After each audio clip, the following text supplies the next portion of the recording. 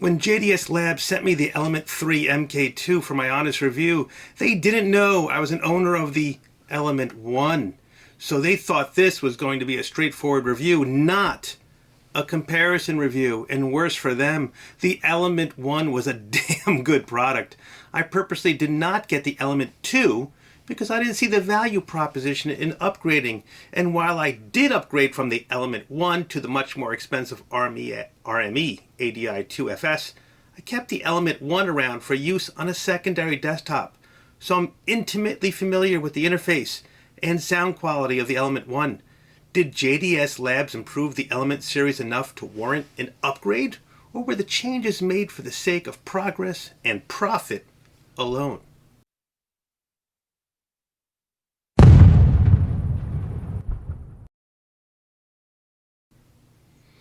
I do think JDS missed an opportunity to market these. The word element makes me think of this show.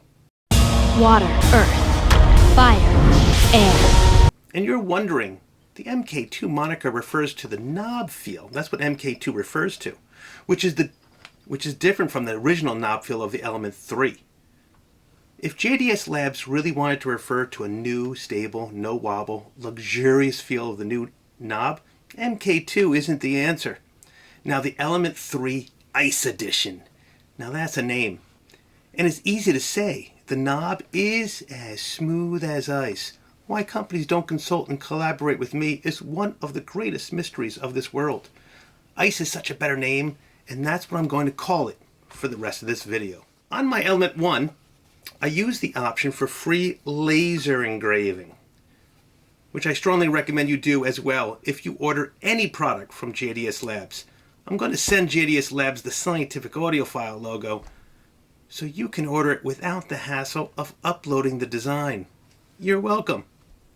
And just by looking at the Element 3 Ice compared to the Element 1, you would think very little has changed. The physical dimensions are identical. The layout is very similar as well, with a volume knob on top that really sets the Element series apart from anything else on the market. A 1/4-inch headphone jack on the front.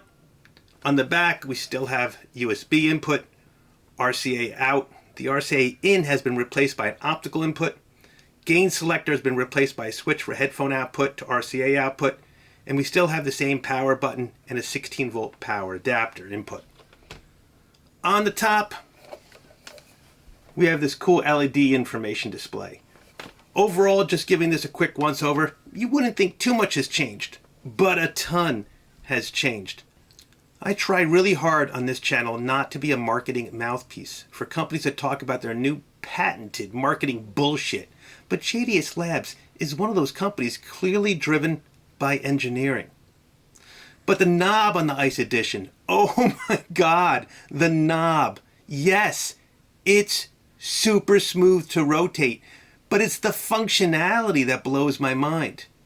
Remember, the rear of the unit doesn't have a gain switch anymore. And remember my Atom 2 review, where I warned you to bring down the volume prior to switching up the gain. That's not a problem with the Element 3 Ice Edition. Once you hit 0 dB on the volume, high gain automatically activates. No jarring, what the hell just happened moment as you pull off your headphones. And the Element 3 Ice is also a preamp. Not so on my Element 1. Not only is this a welcome addition, but the Element knows if you're using the RCA output or the headphone and manages the output separately from each. And I'm just getting started. The knob can either toggle between headphones and speakers, so you don't have to feel for the button on the back of the unit.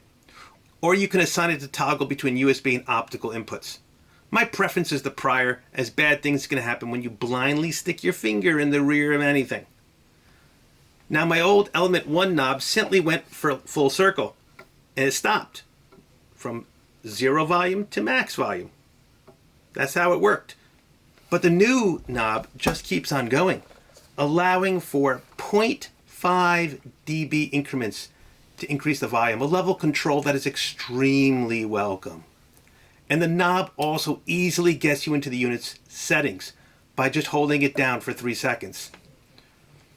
where you can do more things than I can even mention, like play with the LED lighting, screen contrast, how long the LED display stays on. I prefer it never shutting off. You can change the volume step. If you don't want half a step, you can go to a full dB. There's a 2-channel PEQ and a bunch more stuff. If I'm acting like a schoolboy crushing, it's because I am. But like a schoolboy crush, the interface is only skin deep. If it doesn't sound great, push headphones to the brink. Then it's just a pretty package. With crosstalk and jitter at negative 130 dB, SINAD at 112 dB, that's in high gain mode, and every other spec telling me this is as transparent as their Atom 2 DAC and Atom 2 amp, I had to listen for myself. It was time to actually get to know the Element III Ice Edition intimately, which means 600 hours of Diane Bish and a few other tracks because Bish don't sing. And for full transparency, I used the USB cable supplied in the box because my $2,500 Shinyata Research Sigma USB cable is connected to my laser printer. I just can't risk printing a legal document and it getting screwed up. Once you hit 0 dB on the volume knob, if you continue to rotate the knob, you will see a line at the top of the LCD display. The volume doesn't change as you continue to rotate. Instead, you'll see a line at the top of the display that will continue to get longer as you approach high gain mode. Once that line is fully across the top of the display, which takes 8 minor adjustments of the knob, you will hear the switch to high gain mode for about a millisecond. The amplifier is full-bodied. Bass has authority. More impressively, at full high gain volume, no distortion into my very difficult to drive 13 ohm Dan Clark headphones, and because the Element Ice has so much power, I had to push my beloved RME ADI 2 to the same level just for comparisons. And what was this? I heard distortion at those levels from my RME ADI 2. Yes, where the Element could go, my RME ADI 2 could not. Finally, the sound settings are done in real time.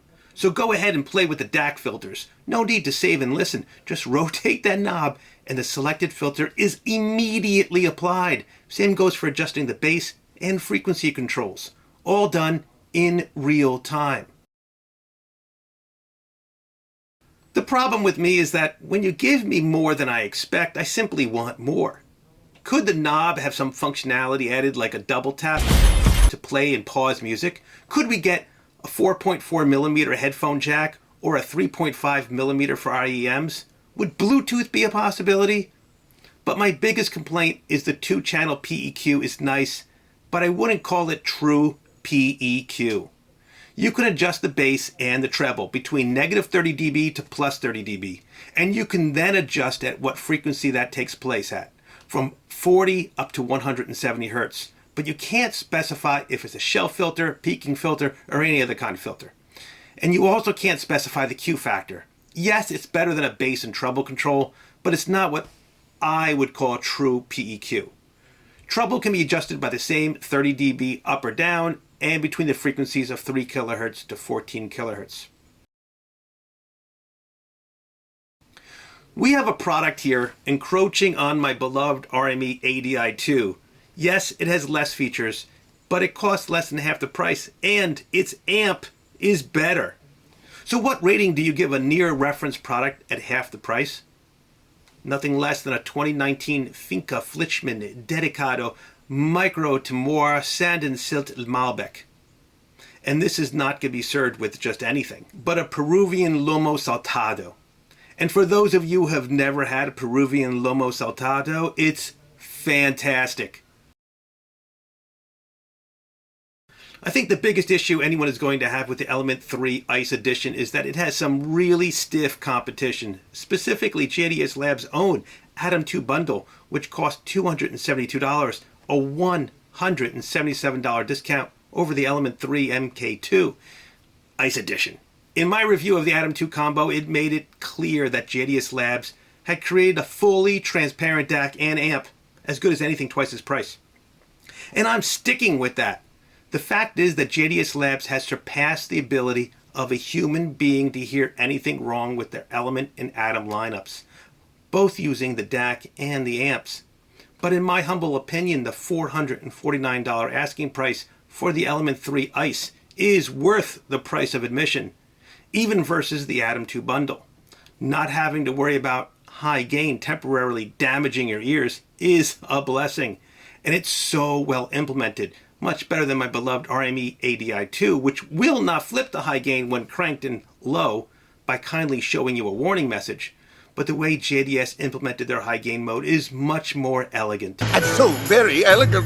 The Element eliminates one of my issues with the Atom bundle. Just one power brick for the Element 3 Ice Edition. Add the PEQ and the multifunction knob, and I think many people will find the $272 extra cost over the Atom 2 bundle well worth it. That's it for this edition of the Scientific Audiophile. Please subscribe, like, and get your notifications so you know when the next one of our videos drops.